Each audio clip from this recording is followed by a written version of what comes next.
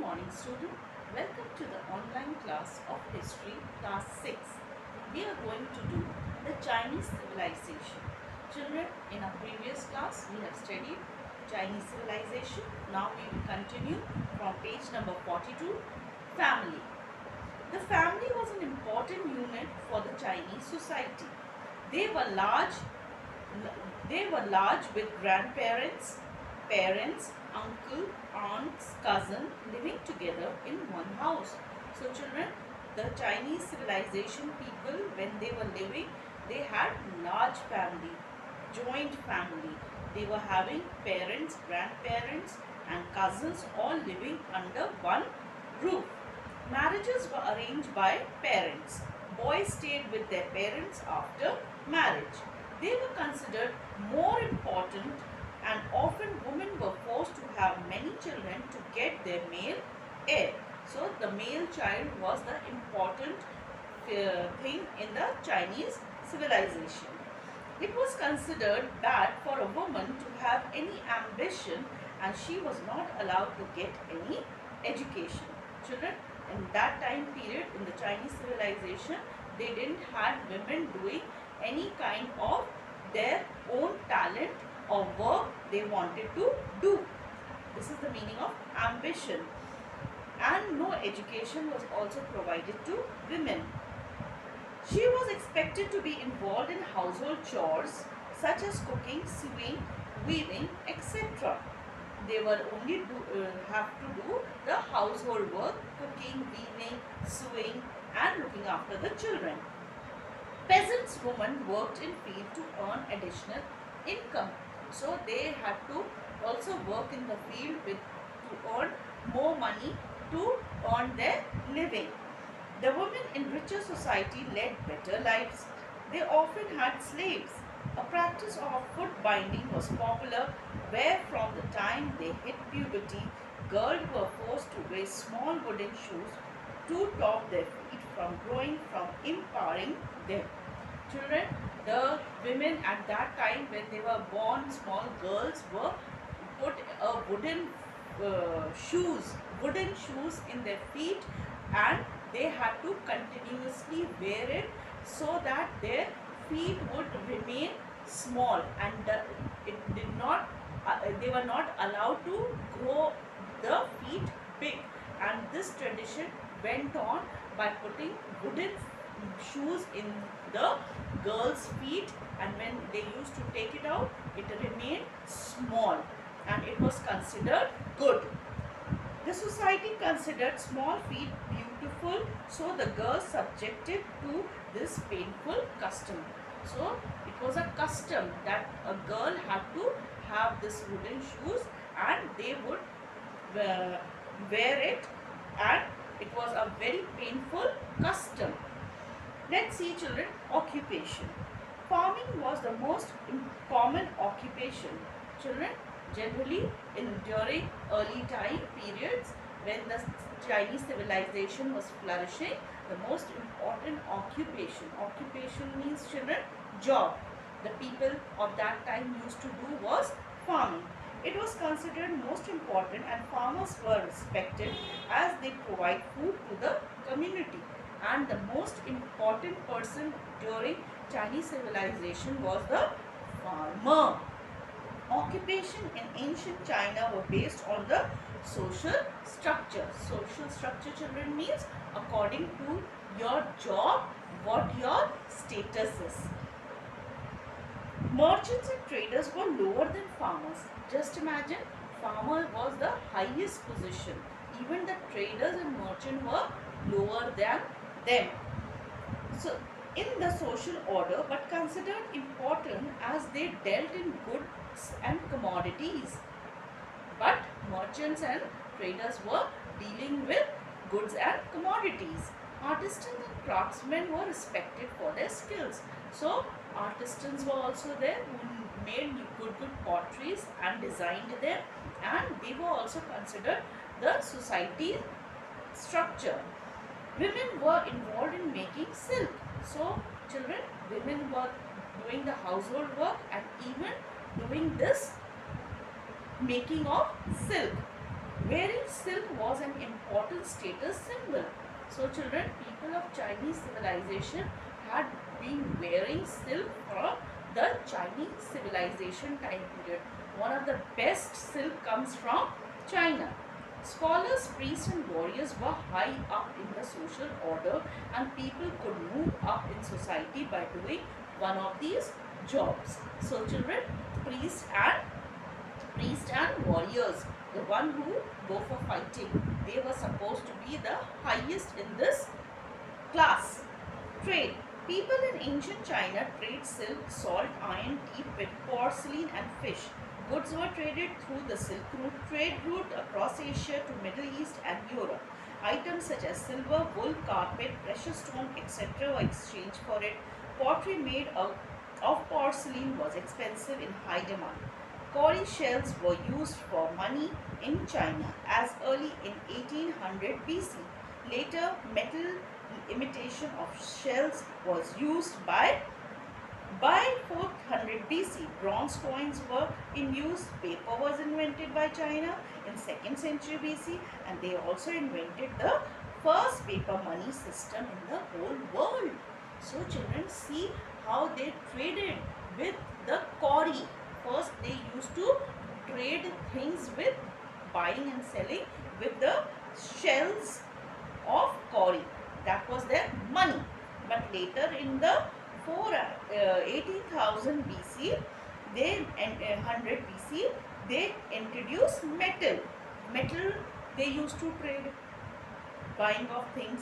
Then 4000 BC, bronze coin came, and also they invented paper. So paper money was introduced all over the world by China.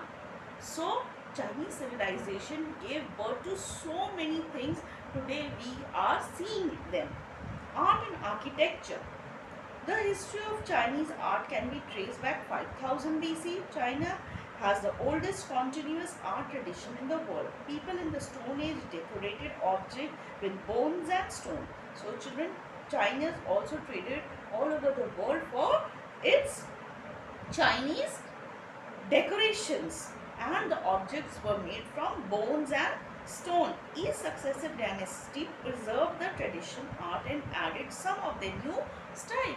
The old Chinese civilization has their own art, and the new one had their new art, and they put both the art together in their designing. China art of beautiful ceramic was at its best during the Song dynasty. The glazed greenware was valued the highest. The white and blue pottery became popular during the Ming dynasty. Calligraphy was considered the highest form of visual art and was performed by Chinese artists. Ancient Chinese architecture, calligraphy was also one of the children art forms, and it was a visual art form preferred by the Chinese. Chinese you can see in your books the Chinese calligraphy. Ancient Chinese architecture has given architectural marvel like the Great Wall.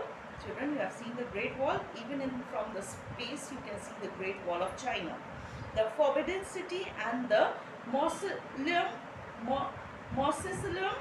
of the first Qin emperor of the world. Paintings and carvings made the structure even more beautiful.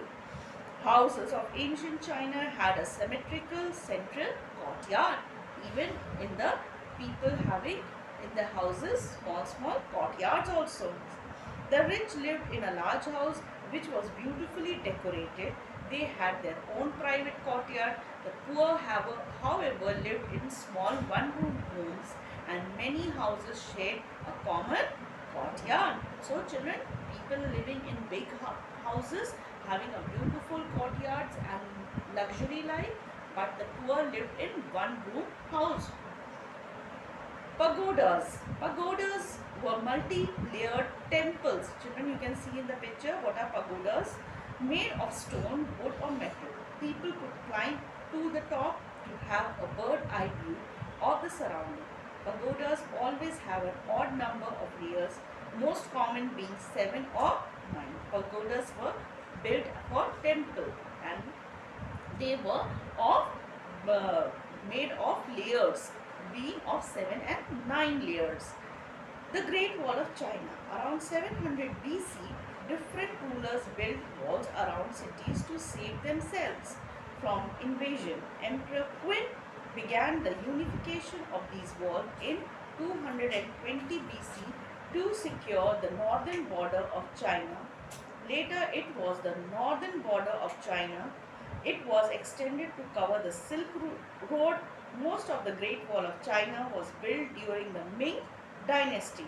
So, the Great Wall of China was made by Emperor Qin in 220 BC, and it is the border of China.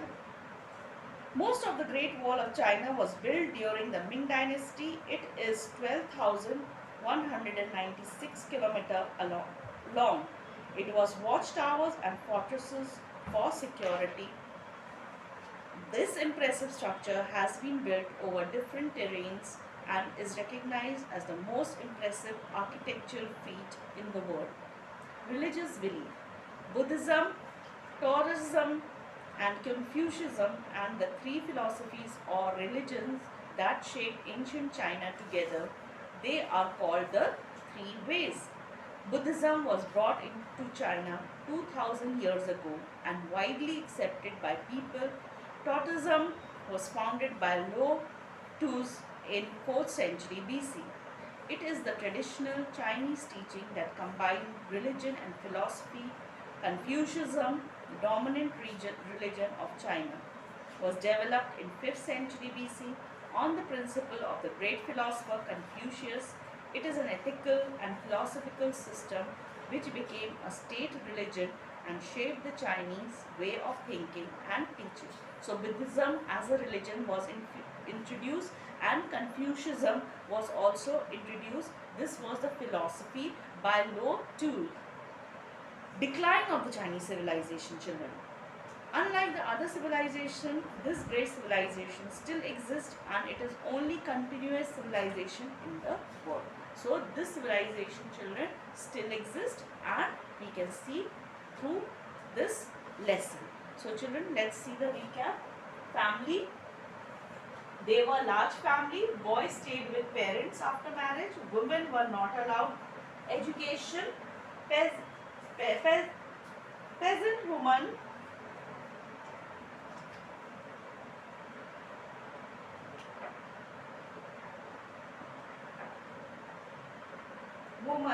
worked in fields. A practice of foot binding was popular in family. Occupation. Farming was the most common occupation, children. Occupation in ancient China was based on social structure. Merchants and trade was for lower than farmers. Women were involved in making silk in occupation. Trade. Ancient China trade in silks was silk, salt, iron, tea, porcelain and fish. They traded in this. Goods were traded through silk route. Items such as silver, wool, carpet, precious stones were exchanged for it in trade. Art and architecture. Chinese art of beautiful ceramic was at its best during the Song dynasty. The glazed green ware was valued the highest. The white and blue pottery became popular during the Ming dynasty. Calligraphy was considered the highest form of visual art. So children, we finished this lesson here. I hope you have understood. Children, please go through the video and understand it. Thank you children. We will see in the next video.